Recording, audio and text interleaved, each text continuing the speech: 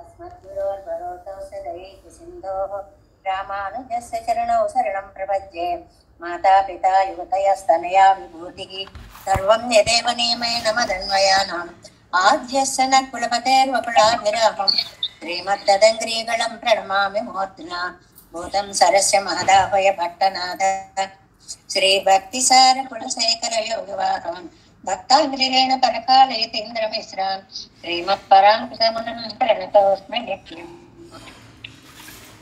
नाथं पङ्कजनेत्र रामयमुना वात्सल्यमालादरान् योगीन्द्रं कुरुकेशचन्द्रजलदे गोविन्दपुरादिपौ भट्टार्यं निगमान्तयोगिजगदाचार्यौ सकृष्णद्वयौ वन्दे माधव पद्मनाभ सुमनत्कोलेशदेवादिपान्। नमो वेदान्तवेद्याय जगन्मङ्गलहेतवे यस्य वागमृतासारपूरितं भुवनत्रयं वेदान्तवेद्यामृतवारिरासेः वेदार्थसारामृतपूरमग्र्यम् आदाय वर्षन्तमहं प्रपद्ये कारुण्यपूर्णं कल्वैरिदासं श्रीमत्कृष्णसमाह्वाय नमो यामुनसूनवे यत्कटाक्षणलक्ष्याणां सुलभः श्रीधरः सदा श्रीकृष्णपादपादाब्जे नमामि शिरसा सदा यत्प्रसादप्रभावेन सर्वसिद्धिरभून्मम। लोकाचार्याय गुरवे कृष्णपादस्य सूनवे संसारभोगिसन्दष्टजीवजीवातवे नमः। श्रुत्यर्थसारजनकं स्मृतिबालमित्रं पद्मोल्लसद्भगवदङ्घ्रिपुराणबन्धं ज्ञानादिराजमभयप्रदराजपुत्रम् अस्मद्गुरुं परमकारुणिकं नमामि। द्राविडाम्नाय हृदयं गुरुपर्वक्रमागतं रम्यजामातृदेवेन दर्शितं कृष्णसूनुना सुन्दरजामातृमुने प्रपद्ये चरणाम्बुजं संसारार्णवसम्मग्नजन्तु सन्तारपोतकं नमोऽस्तु देवराजाय चतुर्ग्रामनिवासिने रामानुजार्य दासस्य सुताय गुणशालिने नमः श्रीशैलनाथाय कुन्तीनगरजन्मने प्रसादलब्ध परमप्राप्य कैङ्कर्यशालिने श्रीशैलेशदयापात्रं देवत्यादिगुणार्णवं यतीन्द्रप्रवणं वन्दे रम्यजामातरं मुनिम्। श्रीरङ्गसिंहगिरिदेशिकपादसेवा प्रताकिलद्रुडवेदरहस्यजातं श्रीगौतमान्वयमाश्रितभागधेयं गोपालदेशिकमहं शरणं प्रपद्ये। कौशिकान्वय सञ्जातं वेङ्कटार्यतनोभावं वेदान्ताचार्य सशिष्यं उडयवर्लुमहं भजे। श्रीमद्वेङ्कटरङ्गार्यशिष्यं सशिष्यसेवदिं श्रीलक्ष्मणार्य विबुधं संश्रये दीविदीप्तये। ॐ अस्मद्गुरुभ्यो नमः। भक्तामृतं विश्वजनानुमोदनं सर्वाद्ददं श्रीशतकोपवाङ्मयं सहस्रशाखोपनिषत्समागमं नमाम्यहं द्राविडवेदसागरं तिरुवழுதினாடென்னும் தன் கரூரென்னும் மறுவினியவன் பொருளென்றும் மறுமறைகள் அந்தாதி செய்தான் அடியினையே எப்பொழுதும் சிந்தியாய் நெஞ்சே தெளிந்து மனத்தாலும் வாயாலும் வன் கொலோர் பேணும் இனத்தாரை எல்லாதிரைஞ்சேன் தனத்தாலும் ஏதும் குறைவிலே நந்தை சடகோபன் பாதங்கள் யாம் உடைய பத்து ஏந்த பெருங்கீர்த்தி ராமானுசமுனிதம் ஆயந்த மலர் பாதம் வணங்குகின்றேன் ஆயந்த பெரும் சீரார் சடகோபன் செந்தமிழ் வேதந்தரிக்கும் பேராத உள்ளம் பெறா வாங் திகழன் சோலை மதிலரங்கள் வன் புகழ் மேல் ஆன்ற தமிழ் மறைகள் ஆயிரமும் ஈன்ற முதல் தாய் சடகோபன் மயம்பாள் வளர்த்தைதத்தாய் ராமானுசன் மிக்க விரை நிலையும் மெய்யாமுயர் நிலையும் தக்க நெறியும் தடையாது தொக்கியலும் ஊழ்வினையும் வாழ்வினையும் ஓதும் குருவேயர்கோன் யாழினிசை வேதத்தியல் மாழ்வார் திவ்ய திருவடிகளே சரணம் எம்பெருமானார் திவ்ய திருவடிகளே சரணம் ஜெயர் திவ்ய திருவடிகளே சரணம் ஓம் అస్మద్గురుభ్యో నమః. జై శ్రీమన్నారాయణ. భాగవత గోష్ఠికి దాసోహాలు సమర్పిస్తూ బ్రహ్మాండవార్లు అనుగ్రహించినటువంటి ద్రవిడ వేద ప్రబంధం తిరువాయిమొழிలో మనము 1వ తిరువాయిమొழிలో 1వ పదిలో 3వ తిరువాయిమొழிలో 2వ పాసురంలో సగం వరకు నిన్న మనం చెప్పుకున్నాం. దాన్ని పూర్తి చేసుకుని ఇవాళ 3వ దాంట్లోకి ప్రవేశిద్దాము. ఒకసారి పాసుర అనుసంధానం. எளிவரும் இயல்வினன் நிலைவரும் பில பல பிறப்பாய் ஒளிவரும் முழுநல முதலில கேடில வீடாம் தெளிதரு நிலை மையை தொழிவிலன் முழுவதுமிரையோன் அழிவரும் அருளி அருளினன் ஓர் அகத்தனன் புறத்தனன் அமைந்தே. ఇందులో మనం ఎంతవరకు వచ్చాం వ్యాఖ్యానము అంటే మన పుస్తకంలో 284వ పేజీలో ఆఖరు పాదం దాకా వచ్చాము. అంటే ఇక్కడ పరమాత్మ రామావతారంలో నేను ఆత్మానం మానుషం మన్యే అని తన యొక్క దివ్యత్వాన్ని కప్పిపుచ్చుకున్నాడు. అలాగే అహం అహం ఓ బాంధవో జాత అని కృష్ణావతారంలో తన వైభవాన్ని అంతటినీ దాచుకున్నాడు. అలా ఉండేటువంటి స్వామి ఆయన ఈవెన్ ఆఖరి లైన్ చూడండి, సవు శ్రేయాన్ భవతి జయమాన కర్మ నిబంధన జన్మమాగిలిరే పిరక్క పిరక్క పుగరలివదు అనుగ్రహమడియాగ వరిగర జన్మయాగ జన్మమాగయ్యాలే పుగర్పెత్తు వారా నిర్కుం. కర్మ వల్ల వచ్చినటువంటి జన్మలైతే జన్మ జన్మలకి కూడా కాంతి అనేది తగ్గుతూ ఉండవచ్చు, పాపానుభవం జరుగుతూ ఉండొచ్చు.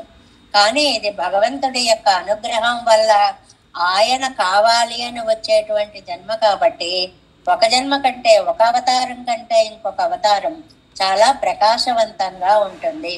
ఇక్కడ సవు శ్రేయాన్ భవతి జాయమానః ఈ మాట ఒకటి ఉంది, అత్యద్భుతమైనటువంటిది. ఏమిటంటే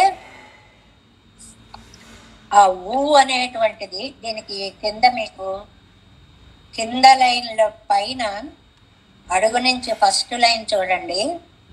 యువా సువాసాః పరివీత అగాత్సః సవు శ్రేయాన్ భవతి జాయమానః తంధీరా సక్కవయ ఉన్నయంత్వి సాధయో మనసా దేవయంతః అని అనేటువంటి ఒక అత్యద్భుతమైనటువంటి వాక్యాన్ని మనకి వేదవాక్యాన్ని అందించారు.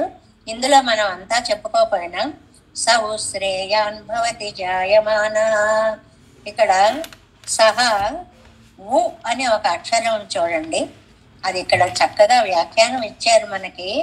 యువ తరుణ సువాసాహ శోభన వస్త్రవాన్ జాయమాన ఏవ శ్రేయాన్ భవతి. ఆ పరమాత్మ యొక్క అవతార వైలక్షణ్యాన్ని చెప్తూ ఇక్కడ స ఊ శ్రేయాన్ భవతి జాయమాన, ఊ అనేటువంటి ఒక అక్షరము అదే అని ఏవకారార్థాన్ని చెప్తుంది అని. ఇది చాలా సార్లు చెప్పుకున్నాం, దాటేయడం ఎందుకు అని మళ్ళీ చెప్పుకుంటున్నాం. ఇప్పుడు నువ్వు మా ఇంటికి వచ్చి పుస్తకం ఇచ్చి వెళ్ళాలి అని ఒక మాట ఉందనుకోండి, నువ్వే మా ఇంటికి వచ్చి పుస్తకం ఇవ్వాలి అన్నప్పుడు ఇంకెవరూ రావద్దు, నువ్వే రావాలి అని. అక్కడ ఏ పడితే నువ్వే అని అర్థం వస్తుంది. నువ్వు మా ఇంటికే వచ్చి పుస్తకం ఇవ్వాలి, ఎక్కడో అక్కడ రోడ్డు మీద ఇస్తే కాదయ్యా, ఇంటికే వచ్చి ఇవ్వాలి. అక్కడ ఏవకారం పడితే ఆ అర్థం వస్తుంది. నువ్వు వచ్చే ఇవ్వాలి, అక్కడ ఏవకారం పెడితే నువ్వు ఎవరి ద్వారానో పంపిస్తే సరిపోదు, నువ్వే ఇవ్వాలి అనే చోట పెడితే ఇచ్చి తీరాలి. ఇలాగా ఏవకారాన్ని ఎక్కడ పెడితే అక్కడ విశేషార్థం ఎలా ఉంటుందో అలాగా సవు శ్రేయాన్ భవతి జాయమాన, ఆయనే మన్ని కరుణించేవాడు, ఆయనే శ్రేయస్సులు ఇచ్చేవాడు, ఆయన అవతరిస్తూనే మన మీద కటాక్షం చూపించేవాడు. ఇలాగ ఆయనకు ఉండేటువంటి సౌలభ్య గుణాలన్నిటినీ వేదాదులు ఎంత చక్కగా ప్రస్తుతిస్తున్నాయో కదా అని నెక్స్ట్ పేజీలో సయేవ శ్రేయానన్నపడి ఆ గుణంగళ్ తాను ఇరుక్కంబడి ఎన్నాల్. ఎలా ఉంటాయండి ఆ గుణాలు అని అంటే, మొదలిల కేడిలా అది ఆది అంతాలు లేనటువంటివి. ఎలాగా ஒரு நாள் వరయిలే తోంది ஒரு நாள் వరలియే ముడియమవై అంటే, ఒక రోజు కనపడే ఆ గుణాలు ఒక రోజు కనపడకుండా పోయేవి కాదు. మనం ఉన్నామనుకోండి, మనలో ఉండేటువంటి గుణాలు ఒక్కొక్క సమయంలో ప్రకాశిస్తాయి, ఒక్కొక్క సమయంలో విసుగొచ్చినప్పుడు ఈ గుణాలన్నీ అడుక్కుపోయి మన నిజస్వరూపం కనిపిస్తూ ఉంటుంది. ఆయనకు అలా కాదు, సర్వకాల సర్వావస్థలలోనూ ఆ గుణాలు ఆయన్ని ఆశ్రయించే ఉంటాయి. స్వరూపాంతర్గతమాయుళ్ళన వేడాంతెళి ఇచ్చాది ఇగ్గుణం ఒడివరి ముజనలం ఎన్నవెదిర్పుగాదో ఎన్నెల్ மோட்சப்பிரதத்துவம் தனியே சொல்ல வேண்டுவதொரு குணமாகையாலே சொல்லுகிறார். ఈ పాసురం యొక్క ముఖ్యార్థమే సౌలభ్యంలో ఉండి కూడా మోక్షాన్ని ఇచ్చేవాడు. అది కదా వేరుపాటుగా మనం చెప్పుకున్నాం. అంటే సారథిగా ఉండి కూడా విశ్వరూపాన్ని చూపించిన వాడు, పుత్రార్థిగా వెడుతూ కూడా ఘంటాకర్ణుడికి మోక్షం ఇచ్చినటువంటి వాడు. ఇలాగ మనం ఒక సౌలభ్యాన్ని చెప్పుకుంటూనే సౌలభ్యంలోనే పరాత్పరత్వాన్ని చూపించినటువంటి గొప్పతనం అవతారத்துக்கு ప్రయోజనం ఇదే. ఆయన అవతారాలకే అసలు ప్రయోజనం. అది ఏమిటంటే చాలా విశేషం ఏమిటంటే ఆ సౌలభ్యం అవతారాల్లోనే కనిపిస్తుంది. ఎక్కడో ఆ లోకంలో కూర్చుని ఉంటే ఆ సౌలభ్య గుణం మనకి కనపడేటువంటిది కాదు, అవతారాల్లోనే ఆ గుణం. వీడామిచ్చాది మోక్షమాగర తెలుగు పరమపదం. మరి వీడాంతెళి అన్నారు కదండి. అంటే ఏమిటి? చక్కటి జ్ఞానం ఇచ్చేటువంటి పరమ పదము. అత్తైతரும் స్వభావమన్నం ఒత్తరికం அவன் இங்கே வந்தரித்தரிக்கும் சோகமோகங்களை பண்ணும் இவன் அங்கே செல்லிலும் తుడివై பண்ணும் అవ్వడం. ఇక్కడ విశేషం ఏంటంటే మనం అక్కడికి వెడితే మనకి జ్ఞానాన్ని ఇస్తుంది, స్వామి ఇక్కడికి వస్తే మనకు ఉన్నది ఇరుಳು తరుమా జ్ఞానం కాబట్టి మన దుఃఖాదులన్నీ స్వామికి కూడా ఇస్తుంది. మన గొప్పతనం ఇది, స్వామి గొప్పతనం అది అని చెప్పడం అన్నమాట. ఇవన్ అంగే సెల్లులం తుడివై పన్నం ఇవ్వడం తెలివి శంభు ఎన్నక్కడ వదిలే. అది జ్ఞానాన్ని ఇచ్చేటువంటి ప్రకాశవంతమైన జ్ఞానాన్ని ఇచ్చేటువంటి స్థానం కదా ఆ మోక్షము. ముజువదు మొజువిలన్ కీష్టర్న ఇరండయ్యం కూట్టి చొల్లుగిరారు ఇరయ్యోన్ మోక్షప్రదత్వం ఈశ్వరునికే ఉళ్ళదండ్రిరే. ఆ మోక్షప్రదత్వం అనేది స్వామికి, నారాయణుడికి ఒక్కరికే ఉంది. ఇది బాగా గుర్తు పెట్టుకోవాలి. ఎలాగంటే ఆరోగ్యం భాస్కరాదిచ్చేది. ఆరోగ్యం కావాలంటే మనకి భాస్కరుడు ఇస్తాడు. తర్వాత శ్రియం ఇచ్చేత్ హుతాసనాత్, సంపదలు కావాలి అంటే యజ్ఞయాగాది కార్యక్రమాలు చేయాలి. ఈశ్వరాత్ జ్ఞానం అన్విచ్చేత్, పరమశివుడి వల్ల జ్ఞానం కలుగుతుంది. ఏ జ్ఞానం కలుగుతుంది? మోక్షం ఇచ్చే జనార్దనాత్, మోక్షాన్ని ఇచ్చేవాడు జనార్దనుడే కాని నేను కాదు అనే జ్ఞానాన్ని పరమశివుడు ప్రసాదిస్తాడు అని చెప్పినట్లుగా మోక్షప్రదత్వం ఈ పాసుర సారాంశమే సౌలభ్యుడుగా ఉండి మోక్షాన్ని ఇచ్చిన వైభవం. సౌలభ్యంగా మోక్షానికి మోక్షంగా విడివిడిగా కాదు, ఇక్కడ ఉంటూనే మోక్షప్రదత్వాన్ని చూపించడం. మనం చెప్పుకున్న ఉదాహరణలన్నీ దానికి సరిపోతాయి అన్నమాట. అవతరిక్చేదే ఈశ్వరత్వత్తిర్కురయ్యాదే ఇన్నర్కై. అవతరించిన మాత్రాన ఆయన యొక్క ఈశ్వరత్వానికి లోటు రాదు. అవతరిస్తాడు సౌలభ్యం, అందులో ఈశ్వరత్వం చూపిస్తాడు. రెండు ఒక చోట ఉండడం చాలా కష్టం. మన్ని ఎవరైనా అమ్మ ఎంత సౌలభ్యం అండి, ఎంత సౌలభ్యం అండి అని అంటుంటారు. సరదాగా ఉంటుంది వినడానికి. సౌలభ్యం ఉంది, బాగానే ఉంది, మన దగ్గర పరత్వం ఏది? పరత్వం లేదు కదా. అది ఉన్న వాళ్ళకి సౌలభ్యం ఉంటే గొప్పగానే ఏదీ లేనివాడు ఇగి అనుకుంటూ ఉండడంలో ఆశ్చర్యమేమీ లేదు అని చెప్తున్నారు. ఇటు సౌలభ్యంలో ఉండి కూడా అటు పరత్వాన్ని ఇవ్వగలిగినటువంటి స్వామి ఆయన. అళివరం అరళినోడు కుళిరెందు పక్వమాన అరుళోడే, చల్లనైనటువంటి ఫలించినటువంటి కృప. ఆ కృప ఎలా ఉంటుందిట? చల్లగా ఉంటుందిట. ఏమండి, కనపడని వస్తువులు చల్లగా ఉంటాయా? ఒక మాట చెప్పామనుకోండి, ఒకడు దుఃఖంలో ఉన్నాడు అనుకోండి, ఒకడికి డబ్బు కావాలనుకోండి, నేను ఇస్తాను అన్నారు అనుకోండి, ఆ మాట మనస్సుకి చల్లగా తోస్తుంది.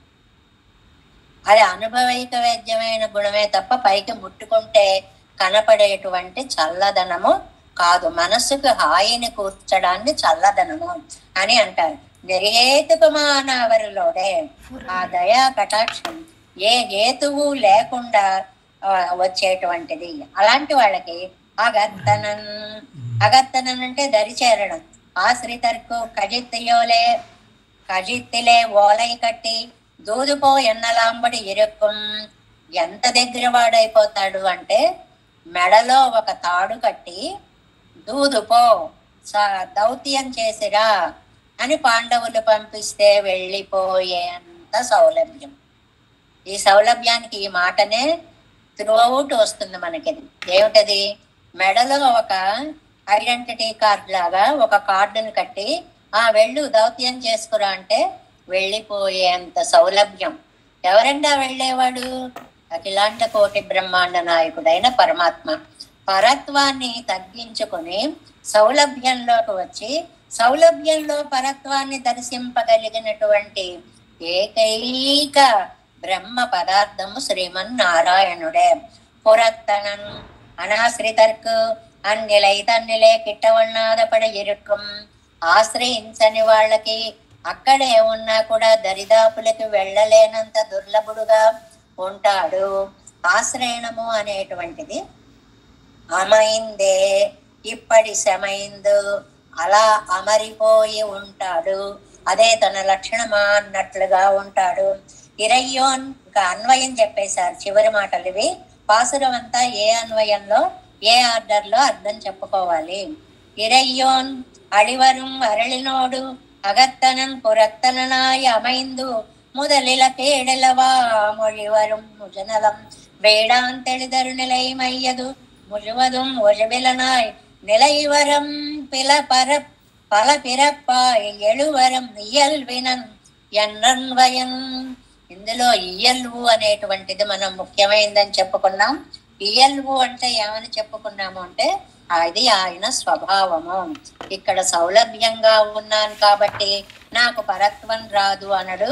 అక్కడ నేను సులభ పరుడై ఉన్నాను కాబట్టి నాకు సౌలభ్యం లేదు అనడు అనేటువంటి దాన్ని ఈ పాసురంలో ఇది ఆయనకి సహజమైనటువంటి గుణము అనేటువంటిది చెప్పారు. పరమాత్మ యొక్క సహజ స్థితిని సౌలభ్యాన్ని నమ్మాళ్వార్లు అనుభవించి మనకు ఉపదేశించినటువంటి పాసురము ఇది. வெளிவரும் இயல்வினன் நிலைவரம் பல பிறப்பாய் ஒழுவரும் உழநல முதலில கேடில வீடாம் தெழுதரு நிலை மையை தொழிவிலன் முழுவதும் இறையோன் அழிவரும் அருளினோடு అగత్తనన్ పురత్తనన్ అమైందే. ఇలా మనం రెండవ పాసురాన్ని పూర్తి చేసుకున్నాము. ఈ మోక్ష ప్రదిత్వం ఇవ్వడము అనేటువంటిది భగవద్ రామానుజులు కూడా ఆది శబ్దాదుల చేత ఒక 5-6 ఎలా ఇచ్చారో చెప్పారు ఈ గుణాన్ని. అవన్నీ చెప్పుకోవట్లేదు. చూస్తుంటే చెప్పే పద్ధతిలో చాలా వివరణ ఎక్కువైపోయి అసలుది తక్కువైపోతోందేమో అన్న భావం కనిపిస్తోంది ఒక్కొక్కసారి. అందువల్ల ఈ ప్రవాహాన్ని ముందుకు నెట్టుకుంటూ వెళ్ళాలంటే కొన్నింటిని అలా అలా యథాలాపంగా చెప్పుకుంటూ వెళ్తేనే సరిపోతుంది అనిపిస్తోంది. అతి ముఖ్యమైనవి అయితే తప్పకుండా చెప్పుకుంటాం. ఈ రెండవ పాసురంలో మోక్ష ప్రదత్వం అనేటువంటి లక్షణం చెప్పారు కదా, దాన్ని రామానుజులు కూడా భగవద్ విషయ శ్రీభాష్య వ్యాఖ్యాన ప్రారంభంలో అఖిల భువన జన్మ స్థేమ భంగ ఆదిలీలే ఒక చిన్న శ్లోకంలో ఒక ఆది అనేటువంటి పదం చేత జన్మ స్థేమ భంగ అంటే పుట్టడము, రక్షణ, పుట్టుక, రక్షణ, లయము. ఆది అనే పదం చేత మోక్ష ప్రదత్వము అనేటువంటిది చెప్పబడింది. అంటే పుడుతున్నాయి, రక్షింపబడుతున్నాయి, నశిస్తున్నాయి, వీటన్నిటికీ మోక్షాన్ని ఇవ్వగలిగినటువంటి స్వామి శ్రీమన్నారాయణుడు ఒక్కడే అనేటువంటి అత్యద్భుతమైనటువంటి విషయాన్ని మనకి ఆ వ్యాఖ్యానాల్లో చెప్పారు. ఇప్పుడు మనం 3వ పాసురంలోకి ప్రవేశిస్తున్నాము. 3వ పాసురం அமைவுடை அறநெறி முழுவது எருவரவு இறந்து அமைவுடை முதல் கடல் ஒடிவிடை எற நிலமதுவா அமைவுடை அமரரும் யாவையும் யாவரும் தானாம் அமைவுடை நாரணன் మాయయ్యై அறிபவர் யாరే. ప్రయోగంలోనే వాక్య ప్రయోగంలోనే శ్లోకంలో చూడండి, అమయుడై అనే పదాన్ని 4 పాదాలలోనూ ప్రారంభంలో ఉపయోగించారు. అలా ఉపయోగించారు ఒకే అర్థం అంటే కాదు, 4 పాదాలకి 4 అర్థాలు చాలా వివరంగా చెప్పారన్నమాట. ఇందులో చెప్పినటువంటి ముఖ్య తాత్పర్యాంశమైన విషయం ఏమిటి అంటే స్వామి యొక్క అవతార రహస్యం తెలుసుకోవడం ఎవరికి సాధ్యం కాదు. అది ఈ పాసురంలో ఉండేటువంటి ముఖ్యార్థం. ఆయన యొక్క అవతార రహస్యం తెలుసుకోవడం ఎవరికి కూడా సాధ్యము కాదు. ప్రతిపదార్థం చూద్దాం. చూడండి, ప్రతిపదార్థాలు చెప్తుంటే ఒకే పదం ఉండడం వల్ల ఏమిటి ఇన్నిసార్లు వస్తుంది అన్నట్లుగా ఉంటుంది.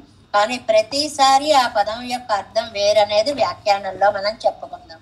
అమయుడై అరం నెరి ముழுవదు అంటే అరం అంటే ధర్మం. ధర్మ మార్గాలకి ఒక అమయుడై వ్యవస్థ అనేటువంటిది ఉంది. అంటే మనం చేసే ధర్మ కార్యాలన్నిటినీ కూడా ఎప్పుడు ఫలిస్తాయి, ఎప్పుడు ఫలించవు, ఎలా చేస్తే ఫలిస్తాయి, ఎలా చేస్తే ఫలించవు అనేటువంటి ఒక వ్యవస్థ ఉంది. ఆ వ్యవస్థ అనేటువంటి దాన్ని అమయుడై అని మొదటి పాదంలో అమయుడై అనే దాని చేత మనకి చెప్పారు. ఉయరందు ఇంకా మీ ఇతరమైన ఆశయాలన్నిటినీ కూడా దాటిపోయి అమయుడై మళ్ళీ రెండో పాదంలో అదే స్వభావముగా కలిగిన, ఇది వ్యాఖ్యానంలో మీకు తేలికగా అర్థమవుతుంది, ఏమి కన్ఫ్యూజన్ ఉండదు. మొదల్ కెడల్ సృష్టి సంహారము, ఈ ఇడై ఒడువు ఇవి అవాంతర ప్రళయాలు, ప్రళయాలలో అవాంతర ప్రళయాలు అని ఉంటాయి. ఇవి అరనిలమదువాం చాలా స్వాధీనము అయ్యేలాగా అమయుడై, ఈ మూడో పాదంలో అమయుడైకి జ్ఞానశక్తి కలిగినటువంటి, జ్ఞానశక్తి పూర్తి కలిగినటువంటి అమరులం దేవతలు, బ్రహ్మాది దేవతలందరూ యావయ్యం అన్ని చేతనాలు, యావరం అందరూ అంటే చేతనాలు అచేతనాలు రెండు, తానా అమయుడై, ఇక్కడ అమయుడై నాలుగో పాదంలో శక్తి కలిగిన నారాయణుని యొక్క మాయను అరిపవర్ యార్ తెలుసుకోగలిగిన వారెవరు, ఇది సారాంశం అండి. భగవంతుని యొక్క అవతార రహస్యమును తెలుసుకోగలిగినటువంటి వాళ్ళు ఎవరు అనేటువంటిది ఇందులో వ్యాఖ్యానంలో మనకి చెప్తున్నారు. ఆ వ్యాఖ్యానంలో మనం ప్రవేశించాం. మూన్నాం పాట్ మూడవ పాసురంలోకి వచ్చాం. ఎళియన్ ఎన్రార్ సులభుడు అన్నారు, ఎళిమయ్యై సప్రకారమాగారుడి చేయదార్. ఆ సప్రకారం అనే మాటలో ఉంది అంతా కూడా. ఆ సౌలభ్యంలో ఉంటూనే మోక్షాన్ని ఇవ్వగలిగినటువంటి మహానుభావుడు అనేటువంటి విషయాన్ని చెప్పారు. ఒకటే గుర్తు పెట్టుకోండి, తిరువాయిమొழிలో మొదటి పత్తులో 3 పదులు కూడా వేదాంత వేదాంత వేదాంత అర్థాన్ని పరమభోగ్యుడైనటువంటి పరాత్పరుని యొక్క కళ్యాణ గుణాలని వర్ణిస్తాయి. కాబట్టి ధర్మాల గురించి, అర్థాల గురించి, ప్రకాశత్వం గురించి, సకల కళ్యాణ గుణత్వం గురించి ఇవన్నీ ఈ 3టిలోనూ వస్తాయి. ఇవి దాటాక నమ్మాళ్వార్ల యొక్క మనస్సు కవితా శైలి వైపు, పరమాత్మని కాకుండా మనకి కనిపించే చరాచర ప్రపంచం వైపు పరుగులు చేస్తుంది అన్నమాట. ఈయన ఎంత గొప్పవాడో మనకి తెలిస్తే కదా వాటన్నిటిని ఆయన శరీరంగా కలిగి ఉన్నాడు అని చెప్పుకుంటాం. కాబట్టి ఆ గొప్పతనాన్ని అంతటిని ముందు పాసురాల్లో మనకి చెప్తున్నారు అన్నమాట.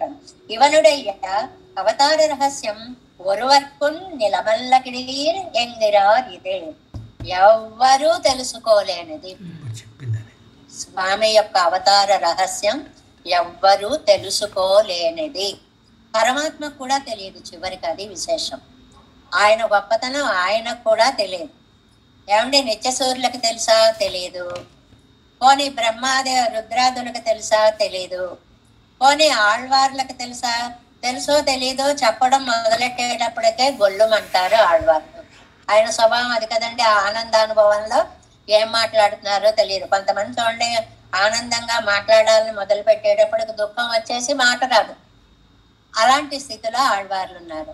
పోనీ పరమేశ్వరుడికి, శ్రీమన్ నారాయణుడికి తెలుసా? ఆయనకి అసలే తెలియదు. జన్మ కర్మచ మే దివ్యం, అది చాలా దివ్యమైనదయ్యా అంటాడు. ఇలా అవతార రహస్యాన్ని ఎవరూ తెలుసుకోలేరు అని చెప్తున్నారు ఇందులో.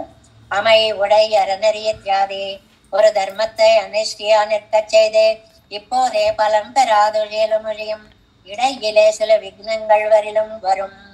ఏదైనా మనం ఒక ధర్మ కార్యాన్ని చేయడం మొదలు పెడతాం అనుకోండి, ఏదో చిన్నది తీసుకుందాం, ఓ పారాయణ చేయడం అని మొదలు పెడతాం, ఓ యోగం చేయడము అని మొదలు పెడతాం.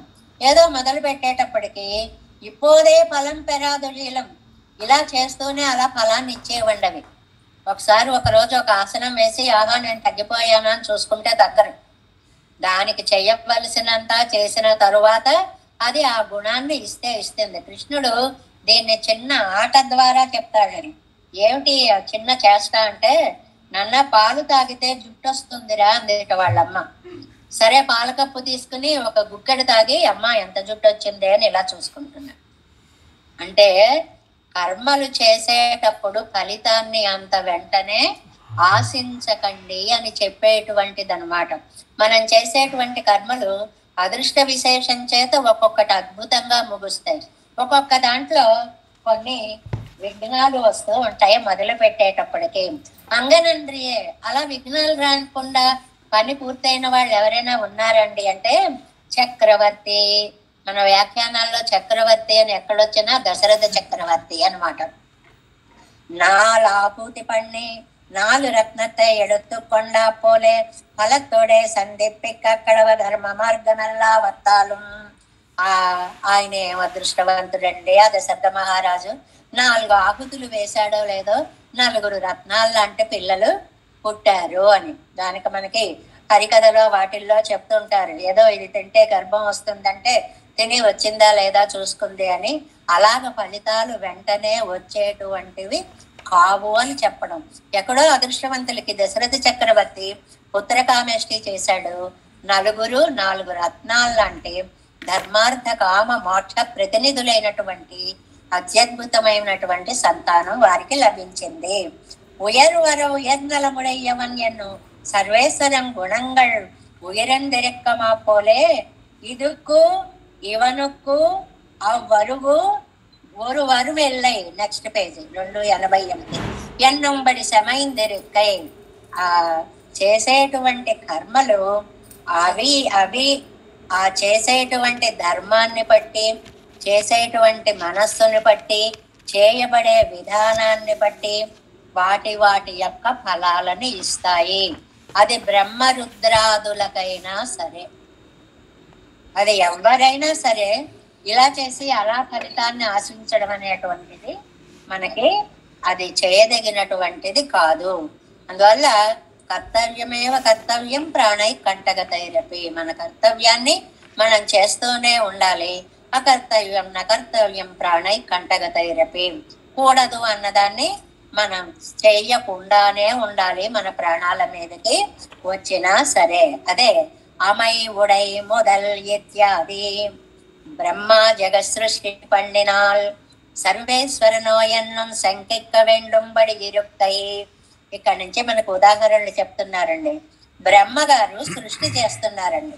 ఆ సృష్టి చేస్తుంటే ఆహా పరమాత్మే చేస్తున్నాడా అన్నంత సమర్థవంతంగా బ్రహ్మగారు సృష్టి చేస్తున్నారు. ఆయనే సర్వేశ్వరుడా అనుకునేంతలా అత్యద్భుతమైనటువంటి సృష్టిని చేస్తున్నాడు. అంటే ఆయనకి ఇచ్చినటువంటి విధిని ఆయన అంత తూచా తప్పకుండా అత్యద్భుతంగా చేస్తున్నాడు అని అర్థం అన్నమాట. అప్పటి శమైవై ఉడైతాన సృష్టి అన్నా అలా అమరినటువంటి సృష్టి. మొట్టమొదటిది వ్యవస్థ అని చెప్పుకున్నాం కదండి, అమై ఉడై అనేటువంటి పదానికి. అలాంటి వ్యవస్థ ఉన్నటువంటి సృష్టి అంటే నాయన నువ్వు తాను వ్యష్టి సృష్టి సమష్టి సృష్టి అని చెప్పి ముందుగా బ్రహ్మగారిని సృష్టించి నాయన మిగిలిన సృష్టి అంతా నువ్వు చూసుకోరా అంటే మళ్ళీ నిమిషంకోసారి నాన్న ఇలాగా అని అడగకుండా అత్యద్భుతంగా ఆ పనిని అప్పగించిన పనిని బ్రహ్మగారు చేసుకొని పోతున్నారు. అప్పటి ఇరుందళ్ళ సంహారమెన్న ఇడయ్యుడివెన్న. అలాంటే అవాంతరమైనటువంటి సంహారము అంటే ఏమిటి? ప్రళయాలు వస్తుంటాయి, అవాంతర ప్రళయాలు అంటాయి. దీనికి గీటి కింద 2-3 లైన్లలో చక్కగా ఇచ్చారండి.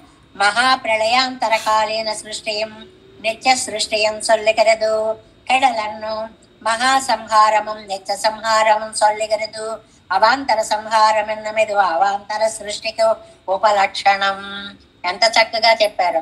సృష్టి చేయడము, ఏదో కొంత సృష్టి చేయడము, సర్వము సృష్టి చేయడము, సంహారము చేయడము, అవాంతర ప్రళయాలు, చిన్న చిన్న ప్రళయాలు వస్తూ ఉంటాయి, కొంత కొంత భాగాలు పోతూ ఉంటాయి, మొత్తం మహాప్రళయం వస్తుంది, అంతా పోతుంది. రుద్రుడు కూడా సంహార క్రియని ఇది నా ధర్మము, నాకు పరమాత్మ చెప్పాడు అనేటువంటి ఆజ్ఞాపించాడు అనేటువంటి ఒక విధి నిర్వహణలో చక్కటి తమ యొక్క రుజుత్వాన్ని నిరూపించుకుంటూ చేసేటువంటిది. ఇది ఉపలక్షణము అని ఒక మాట వేశారు ఇక్కడ. ఉపలక్షణము అంటే మనకి దిక్కులు ఉన్నాయి కదా, దశ దిశలు అనేటువంటివి, అష్ట దిక్కులు అనేటువంటివి ఉన్నాయి కదా, వీటన్నిటికీ అధీశ్వరులు ఉన్నారు. ప్రాచ్యాం రక్షతు సర్వాత్మ ఆగ్నేయ జ్ఞాన దీపక యామ్యాం బోధ ప్రతప్పాతు నైరుత్యం చిత్కన ప్రభ.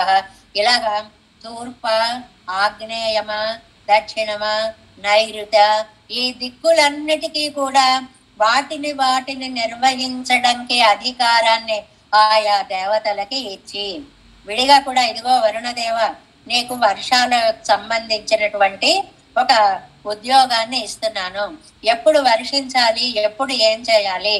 అగ్నిదేవ, వాయుదేవ, మనకి వేదం చెప్పింది, భీషాస్మాద్వా తప్పతే భీషోదేతి సూర్య.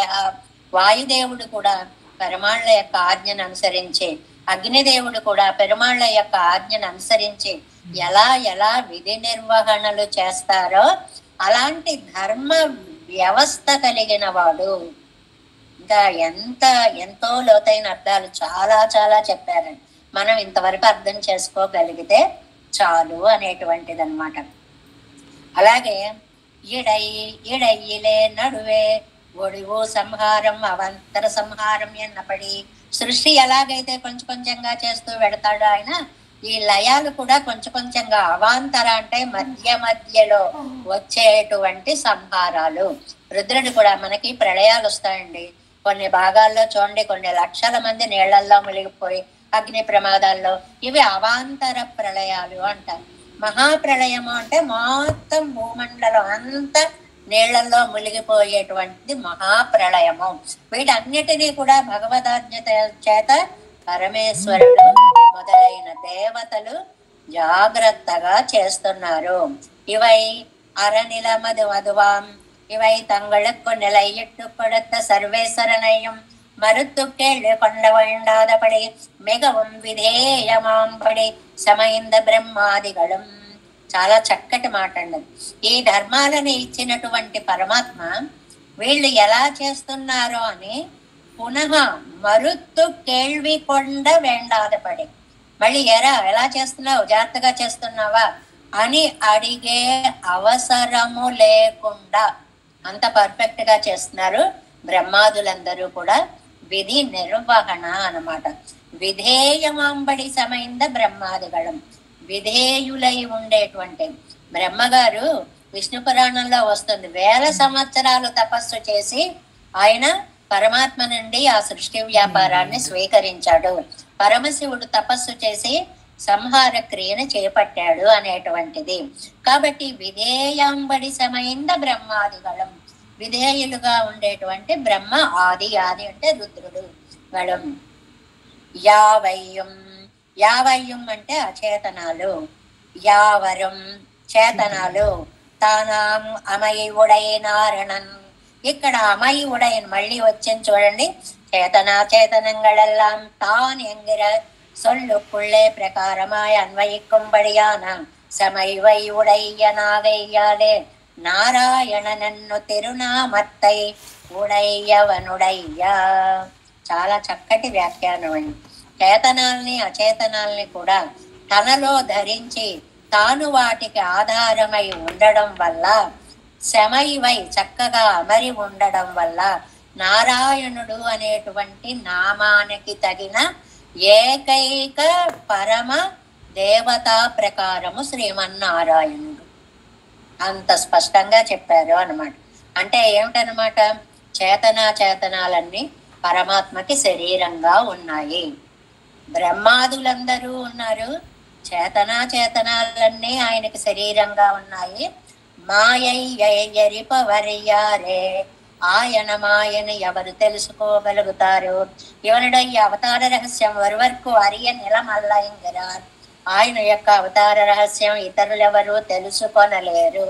అదొక స్టేట్మెంట్ అండి, అంతే. అది ఇంకెవరికి తెలిసేటువంటిది కాదు. ఎందువల్ల? ప్రకారియానతాన్. మన్నేమో ప్రకారం అంటారు, చేతనుణ్ణి ప్రకారం అంటారు, పెరుమాళ్ళని ప్రకారి అంటారు.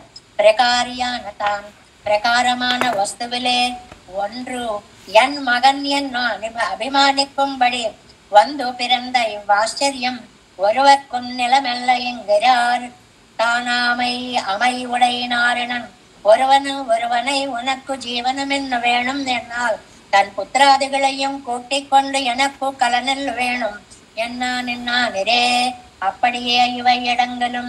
ఇది అంతా ఒకటే సంబంధం కాబట్టి మొత్తం చదివేసి చెప్తున్నాను. ఎవరినైనా ఒకరికి అండి మీకు ఖర్చు ఎంత అవుతుందండి నెలకి అని అడిగారు అనుకోండి. ఓ 30,000 అవుతుందండి అన్నాడు అనుకోండి. ఆ 30,000 అతనికి ఒక్కడికైనా కుటుంబానిక? మొత్తం కుటుంబానికి అంతటికీ కలిసి నిర్వహణకి అతను చెప్పినట్లే పరమాత్మ కూడాట నేను అని ఒక మాట అన్నాడంటే, నేను నాతో పాటు చేతనాలు నాతో పాటు అచేతనాలు అని కలుపుకునే చెప్తారు. ఆ వ్యాఖ్యానం చూడండి ఎంత చక్కటి ఉదాహరణనిచ్చారు. ఒకడిని నీకు ఎంతగా ఖర్చు అవుతుందిరా అంటే ఎంత అని చెప్తే అది వాడికి ఒక్కడికే కాదు, వాడి కుటుంబానికి అన్నట్లుగా నారాయణుడు అంటే ఆయన ఒక్కడే కాడు, యావరం ధ్యానయం అంటే చేతనాలు అచేతనాలు కూడా ఆయన్ని ఆశ్రయించుకు ఉండేలాంటి నారాయణుడు అనేటువంటిది తన అహం శబ్దత్తుకు ఉళ్ళే అడంగి. అహం అని పరమాత్మ అన్నాడంటే ఆ శబ్దంలో లోపల ప్రకృతి ఉంది, జీవుడు ఉన్నాడు. రెండిటితో కలిసి అంటే తత్వత్రయం అన్నమాట. 3 కలిస్తేనే పరమాత్మ అవుతాడు అనేటువంటి విషయాన్ని చెప్తున్నారు. తానివత్తుకు అభిమానిగా ఇరుక్కంబడిగే చొల్లెకెరదు అరిపవర్ యారే ఎవరు తెలుసుకోగలరు? నిత్య సూర్యగల్ ఎవరు తెలుసుకోలేరనడానికి 4 వాక్యాలు ఇచ్చారు చూడండి. నిత్య సూర్యగల్ పరత్వానుభవం పండుగయ్యాలే హరియారుగల్. నిత్య సూర్యులకి పరత్వం తప్ప ఏం తెలియదు. ఆ శ్రీమన్నారాయణుడు అక్కడ ఉండేటువంటి దివ్యమంగళ విగ్రహము ఆయన్ని అలాగ చూస్తూ ఉండడము, పొగుడుతూ ఉండడము, ఆనందానుభవం పొందుతూ ఉండడమే తప్ప ఆయనలో సౌలభ్యాది గుణాలు నిత్య సూర్యులకి పాపం అందుబాటులో లేవు. వాళ్ళు మిస్ అయిపోయారు. ఇంత అందమైనటువంటి గుణాలు నిత్య సూర్యులకి లేవు. ఒకటి సంసారిగల్ నాస్తికరా వెయ్యాలే. సంసారులందరూ నాస్తికులవడం వల్ల ఇక్కడ ఒక మాట ఇస్తారండి. ముముక్షుగల్ అనలేదు, మోక్షం కలిగిన వారు అనలేదు, సంసారిగల్ జనరలైజ్ చేశారు. సంసారంలో ఉండేవారు అనేటువంటిది. సాధారణంగా సంసారంలో భగవతత్వం ఎక్కువ గుర్తు రాదు. మనకి బోర్డు తత్వాలు కనిపిస్తూ ఉంటాయి చుట్టూ, ఇంకా భగవతత్వం ఎక్కడ కనిపిస్తుందండి? అందువల్ల వీళ్ళు నాస్తికరాగయ్యాలే. అరియార్గల్ వాళ్ళు తెలుసుకోలేరు పరమాత్మ గొప్పతనాన్ని. పోనీ బ్రహ్మాదిగళ తందామరివాలే అరియవర్గరవర్గళాగయ్యాలే అరియార్గల్. ఇంకా బ్రహ్మాదులు తమ సృష్టి తమ లయము అనేటువంటి ఇత్యాది కార్యక్రమాలే ఆయన ఆజ్ఞ వల్ల చేస్తూ ఉంటే ఆయన ఎంత గొప్పవాడో వాళ్ళకి తెలిసేటువంటి అవకాశమే లేదు.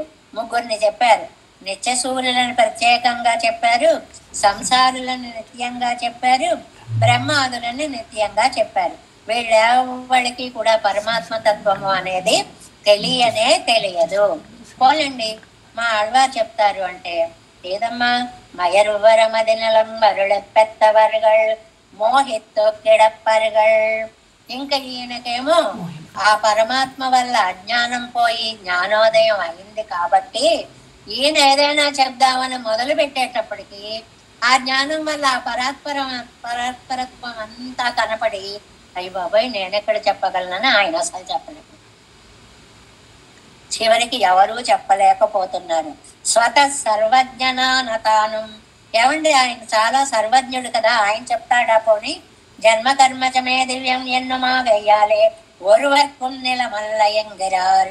నా జన్మ చాలా దివ్యమైనది, నా కర్మ చాలా దివ్యమైనది అని చెప్పడం వల్ల ఆయన కూడా దీన్ని తెలుసుకోలేడు అనేటువంటిది. అయితే ఈ పాసురంలో అమయుడై అనేటువంటి పదము 4 సార్లు ఉపయోగించబడింది. అమయుడై అనే మొదటి పాదంలో ఉన్న పద ప్రయోగం ఏమిటంటే ధర్మ ఫలము. అది ఒక ధర్మ ఫలము, దాని యొక్క అత్యద్భుతమైనటువంటి వ్యవస్థ, స్థితి ఎలాగైనా చెప్పుకోవచ్చు దాన్ని అన్నమాట. ఆ మొదటిది అది. రెండోది అమయుడై అనగానే స్వభావము. బ్రహ్మరుద్రాదులకందరికీ స్వభావముగా ఉన్నటువంటి సృష్టి లయములు అనేటువంటివి చేసేటువంటి వాళ్ళు పెరుమాళ్ళు కూడా ఆశ్చర్యపడేంతలాగా వాళ్ళే సమర్థులేమో ఈశ్వరులేమో అన్నంత స్వభావంగా చేస్తారు అని రెండో దాంట్లో స్వభావాన్ని చెప్పాను. ఇంకా అమయి ఉడై అనేటువంటి మూడవ దాని దగ్గరికి వచ్చేటప్పటికి మొదటి దాంట్లో వ్యవస్థ చెప్పి, రెండవ దాంట్లో స్వభావం చెప్పి, మూడవ దాంట్లో బ్రహ్మాదులు జ్ఞానశక్తులు పూర్తిగా కలవారు అని చెప్పారు. అక్కడ అమయుడై అంటే జ్ఞానశక్తి కలిగినటువంటి వాళ్ళు. ఇంకా 4వ పాదంలో అమయుడై అంటే చేతనాలు తానే కాగల శక్తివంతుడు, శక్తి కలిగినటువంటి వాడు అని చెప్పారు. అంటే ఇక్కడ ఎందుకండి ఇన్ని చెప్పాల్సి వచ్చింది అంటే మొదటి దానికి ఒక ధర్మ వ్యవస్థ ఉంది, అవి కొన్ని ఫలిస్తాయి, కొన్ని ఫలించవు. దానికి అనేక కారణాలు ఉంటాయి. మీరు చేసేటువంటి పద్ధతి, మానసిక ఏకాగ్రత, దోషాలు లేకపోవడం, ఇన్ని చూస్తే ఏమోనండి అన్నీ చేయించుకున్నామండి తగ్గలేదండి అనేటువంటి వాళ్ళు ఉంటారు. ఎందువల్ల తగ్గలేదు అంటే ఏదో కొన్ని లోపాలు జరిగి ఉంటాయి కాబట్టి అది ఫలించలేదు అనేటువంటి వ్యవస్థ గురించి మొదటి పాదంలో చెప్పారు అన్నమాట. మరి ఈయన స్వభావం బ్రహ్మరుద్రాదుల కంటే కూడా మించిన స్వభావము అని రెండవ పాదంలో స్వభావము అనేటువంటి అర్థాన్ని చెప్పారు. మూడో దాంట్లో బ్రహ్మాదులు జ్ఞానము శక్తి కలిగినటువంటి వాళ్ళు అనేటువంటిది, వారికి అప్పగించిన బాధ్యతలని వారే స్వయంగా అంటే మళ్ళీ మళ్ళీ పరిగెత్తి నాన్న ఇప్పుడు నన్ను ఏం చేయమంటావు, ఒకడికి ఒక పని చెప్పామనుకోండి 50 సార్లు వచ్చి మళ్ళీ అడుగుతూ ఉంటాడు. అలా కాదు, ఒకసారి అప్పగించారు అంటే సర్వజ్ఞత్వంతో ఆ పనిని పూర్తి చేయగలగడము అనే జ్ఞానశక్తి కలిగిన వారు అని 3వ పాదంలో అమయుడై అనేటువంటి పదానికి అర్థం చెప్పారు. ఇంకా 4వ పాదంలో పరమాత్మ యొక్క శక్తి ఏమిటి, చేతనాలు అచేతనాలు రెండు తానే అయ్యి, నేను అనగానే ఆయనతో పాటు చేతన విశిష్టమైనటువంటి భగవత్ కళ్యాణ గుణాత్మక శరీరము అని అర్థం తెలుసుకోవాలి అని ఒక అత్యద్భుతమైనటువంటి ఒక్క పదాన్ని తీసుకుని ఆ పదానికి ఒక ధర్మ వ్యవస్థని, ఒక సహజ స్వభావాన్ని, ఒక జ్ఞానశక్తి పూర్తిని, ఒక నారాయణత్వ శక్తిని, వీటన్నిటినీ కూడా చెప్పి అలాంటి బ్రహ్మరుద్రాదులు కూడా తెలుసుకోలేరు. అంటే 1వ పాదం నుంచి 3వ పాదం దాకా బ్రహ్మరుద్రాదుల యొక్క వైభవాన్ని చెప్పారనుకోండి. వాళ్ళు అలాంటి వాళ్ళు పరమాత్మ చేత ఆ శక్తులు ఇవ్వబడ్డ వాళ్ళు, మళ్ళీ పరమాత్మను అడగకుండా వాళ్లే చేసుకుపోతున్నారు, చాలా అద్భుతమైన జ్ఞానశక్తులు కలవారు అని ఒక 3 పాదాల్లో బ్రహ్మరుద్రాదులు అంటే ఓవరాల్ గా మనకి ఏం చెప్పినట్లు, ఆయన నిర్ణయిస్తేనే వారు తమ తమ విధులని నిర్వర్తించగలుగుతున్నారు. ఆయన లేకపోతే వారెవ్వరూ వారి పనులు కూడా చేయలేరు. ఆయన దయ ఎంత గొప్పది అంటే వారి పనులు వారే చేస్తున్నారా అన్నంతగా మమేకమై ఆ పనిని చేస్తున్నారు. అది అలాంటిది.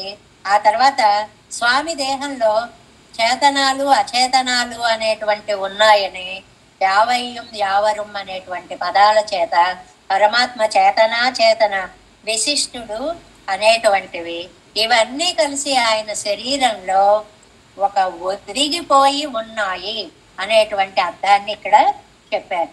ఈ అర్థాన్ని చెప్పినప్పుడు ఎంత పక్కలకు వెళ్ళకూడదనుకున్నా కొన్ని శ్లోకాలు అవి గుర్తొస్తూ ఉంటే ఎంత అద్భుతంగా చెప్పారా అనిపిస్తుందండి.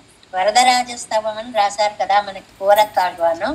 ఆ వరదరాజస్తవంలో 12వ శ్లోకంలో ఇవాల్టి పాసురానికి ఒక శ్లోకం రచించారా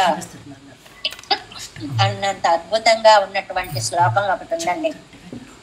నిరాబాధం నిత్యం నిరవధి నిరంభో నిరుపమం సదా శాంతం శుద్ధం ప్రతిభటమవద్యస్య సతతం పరం బ్రహ్మాన్నాథం శృతి శిరసి యత్తద్వరదతే పరం రూపం సాక్షాత్ తదిదమపదం వాంగ్ మనసయో. తండ్రి, నీ యొక్క రూపము వరదరాజా, నీ యొక్క రూపము వాక్కుకి గాని మనస్సుకు గాని అందనిది. యారు అరిపువారని మనకి వచ్చింది కదా, ఎవరు తెలుసుకోగలరు అని, ఎవ్వరూ తెలుసుకోలేనట్టది అని ఈ ఈ శ్లోకానికి అర్థం అన్నమాట. అది ఎలాంటిది నీ రూపం? 8 విశేషణాలు వేశారండి, చిన్న శ్లోకం. పూరత్తాశ్వాని యొక్క పాండిత్యాన్ని ఎవ్వరూ కూడా ఇంత పండితులు అని చెప్పలేనటువంటి మహానుభావులు. అసలు సంస్కృత భాష అంటే ఆ భాషే పూరేశుల రూపంగా వచ్చిందా అని భట్టర్ వారు కూడా తండ్రి పాండిత్యాన్ని పుణికి పుచ్చుకున్నటువంటి మహానుభావులు అనమాట. నిరాబాధం 8 పాయింట్స్ ఉన్నాయండి, చిన్నవి. ఇవాళ పాసురంలో ఎందుకీ సరిపోతాయి. ఎట్టి మార్పులు లేనిది, ఎలాంటి మార్పులు కూడా లేనటువంటిది పరమాత్మ యొక్క. అంటేనే చేతన వివిధ వస్తువులతో కూడి ఉండి కూడా తాను ఏమాత్రం మారనటువంటి స్వరూపము. యావయ్యం యావరం అనే మాటకి ఎంత బాగా సరిపోయిందో చూడండి. ఎందుకంటే ఆయన్ని ఆశ్రయించిన వస్తువులు చేతనాలు రెండూ కూడా పరిణామమే, మారుతూ ఉంటాయి. మారే వాటిని పట్టుకుని కూడా తాను మారకుండా ఉండడము చాలా అద్భుతమైనటువంటి శక్తి. నిరాబాధం అంటే ఎంత అద్భుతమైనటువంటి శక్తి కలిగినటువంటి వాడు అనేటువంటిది అని. అలాగే నిరాబాధం అయిన తర్వాత రెండవ లక్షణం ఏమిటి అని అంటే శ్లోకంలో నిత్యం, శాశ్వతమైనటువంటిది. దీనికి కాల పరిమితి అనేటువంటిది ఏమాత్రము కూడా లేదు. ఎప్పుడు ఉంటుంది? సర్వకాలాల్లో, భూత భవిష్యత్ వర్తమాన తద్ధర్మార్థక కాలాలలో. అంటే కాల అవధి లేదు, దేశ అవధి లేదు, ఏ అవధులు హద్దులు లేనటువంటిది పరమాత్మ యొక్క స్వరూపము.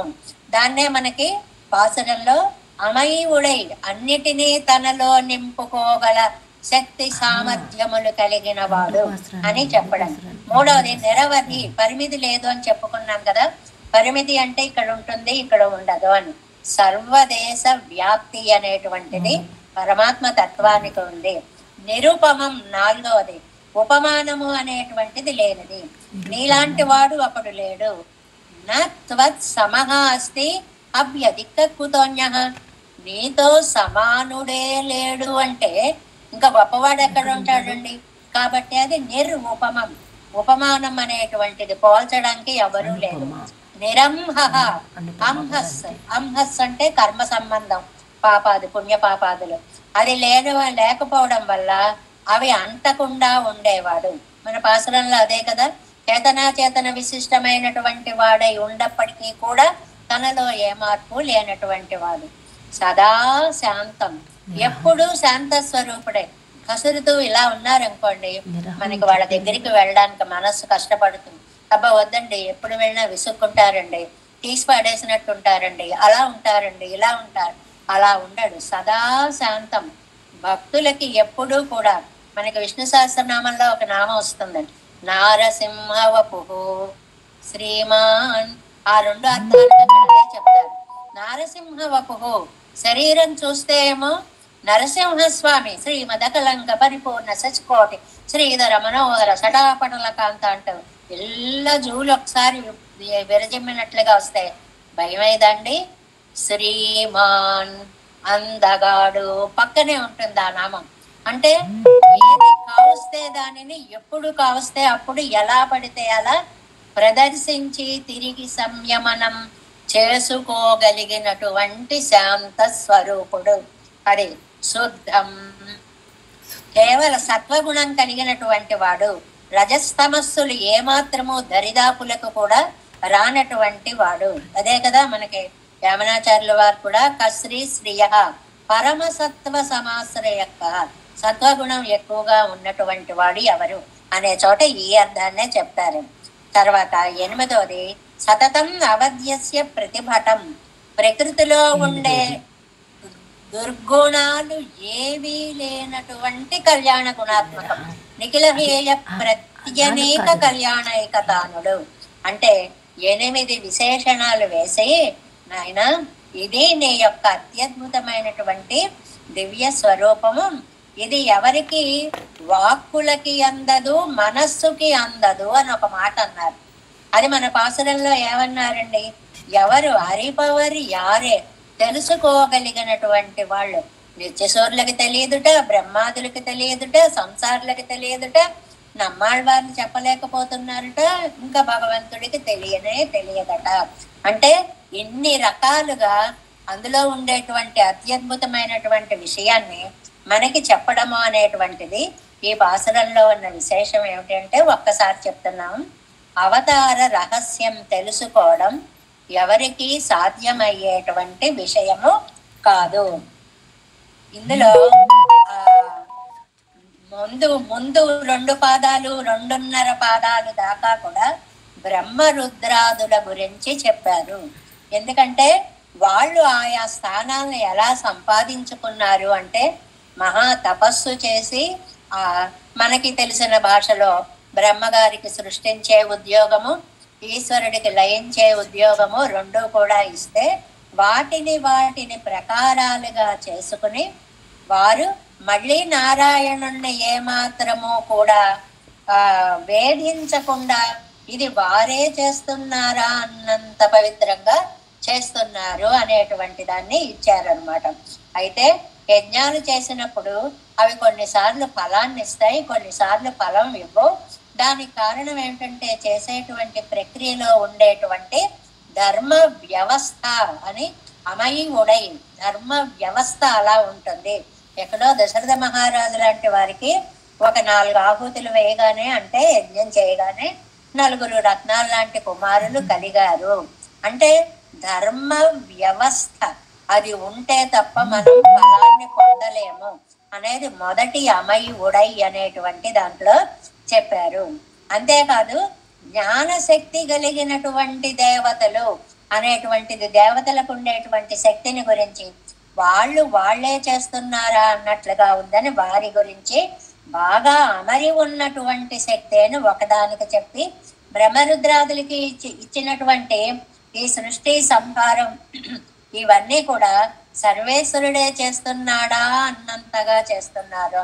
ఇది జ్ఞానశక్తులు అమయి ఉడై జ్ఞానశక్తి పరిపూర్ణంగా కలిగిన అమరులు అని ఆ 3వ దానికి జ్ఞానశక్తి పరిపూర్ణంగా ఉంటూ వీటి అన్నిటినీ తనలో అంతర్భవింప చేసుకోగల తానాయ్ అనేటువంటిది పైనుంచి కిందకి తెచ్చుకుంటే తానే అయి, అంటే పరమాత్మ సర్వశక్తులు కలిగినటువంటి వాడై ఉండి ఆయన నేను అని అన్నాడంటే, మనం నేను అంటే మన కుటుంబాన్నంతటిని ఎలాగ తీసుకోవాలో ఆయన నేను అని అన్నాడంటే ఆయనతో పాటు చేతనాలు అచేతనాలు కూడా ఉంటాయి.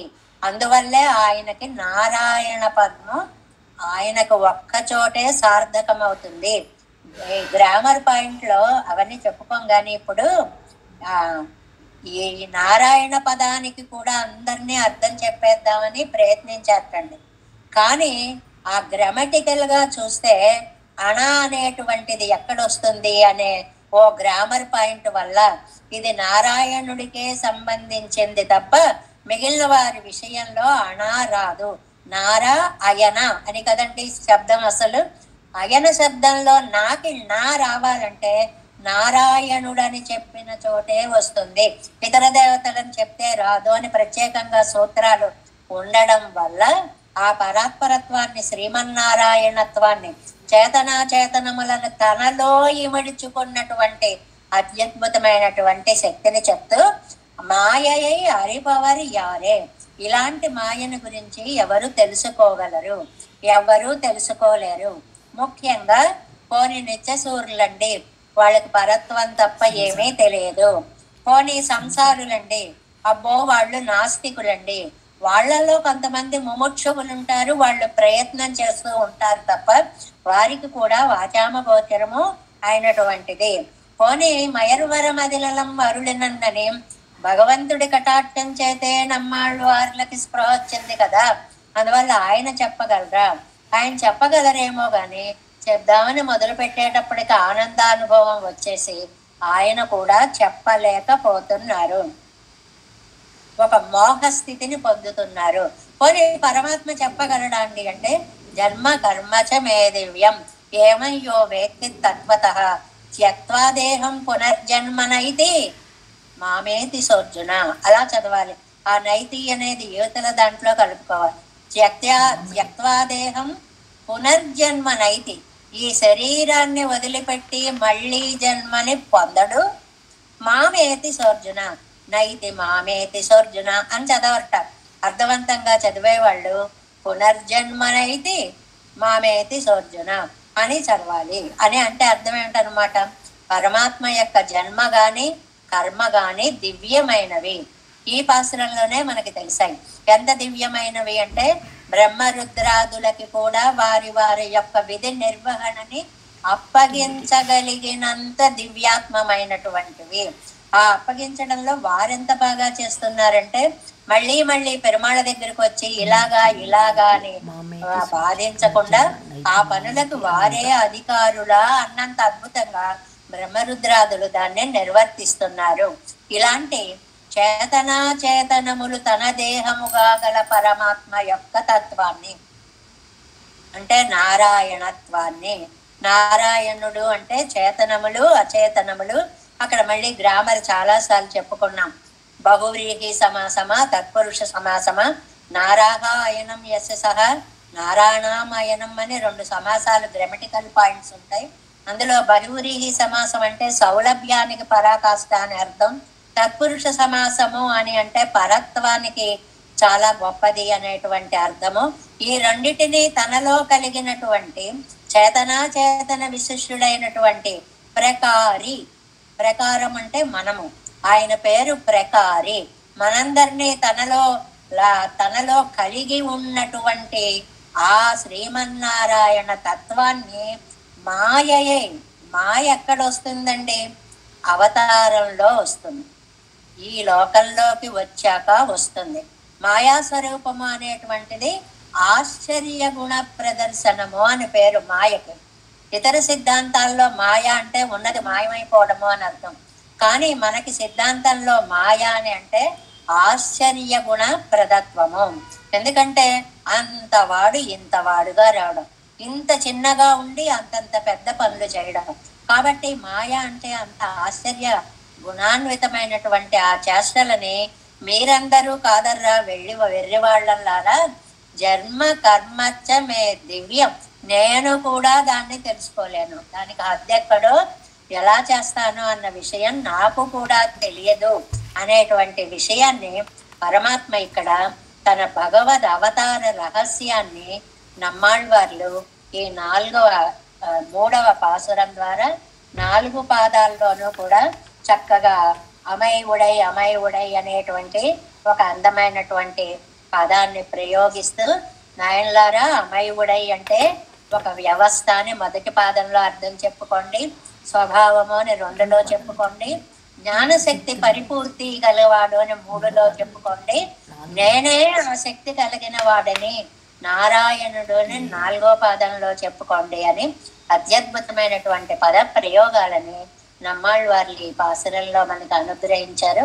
వేదాంత సారాన్నంతటిని పిండీకృతము చేసినటువంటి అత్యద్భుతమైనటువంటి పాసురాలుగా వీటన్నిటినీ కూడా మనకి పెద్దలు అనుగ్రహించారు. அமை உடை அறநெறி முழுவது உயரு அற உயரந்த அமை உடை முதல் கடலொடி விடையற நிலமதுவா அமை உடை அமரரும் யாவையும் யாவரும் தானாம் அமை உடை நாரணன் மாயையை அறிபவர் யாரே. நம்மாழ்வார் திவ்ய திருவடிகளே சரணம். தேவே சங்கோலநாதம் கதகித மனசம் பத்மநாபன் ரமேசம் லோகார்யம் கிருஷ்ணயுக்மேன ச நிகமசிரோ யோகி பட்டாரகோ ச கோவிந்தம் பூரநாதேன ச சஹ குரு கேசேந்து சிந்தும் யதீந்திரம் மாலாத்ருவ்யாமுனார்யோ மம ஹிருதி நிதலே ராம பத்மாட்சநாதம் திரு அருண்மால் சேனை முதலீசழகோ பன்னாதமணி சீரையக் கொண்டார் மணக்கால் நம்பி சென்றாமாள வந்தார் குருமாலாதரர் குருகை பிறார் கம்பாமெதிராசர் கோவிந்தர் கூரேசர் பட்டர் வேதாந்தமணி இரு கண்ணர்க்கம் உடைய நம்பிள்ளை இவர் ஈழளித்தர் கேயந்த மாதவர் பற்பநாபர் இவர் அருளாளர் திருவடி ஒன்ற தேவ பெருமாள் கை கொண்டருளும் திருமலையாழ்வார் பதங்கள் முன் என்னுள் சேர்ந்தனவே.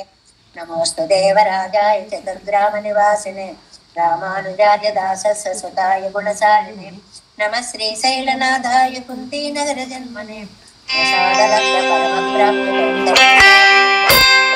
சதயா பாத்திரம் தேவத்யாதி குணார்ணவம் யதீந்திர பிரவணம் வந்தே ரம்யஜா மாதரம் முனிம் வாணி திருவாய் மொழி பிள்ளை மாதகவாழ் வாழும் மனவாள மாமுனியன் வாழியவன் மாறும் திருவாய் மொழி பிள்ளை மாலத்தோர் தேரும்படி உரைக்கும்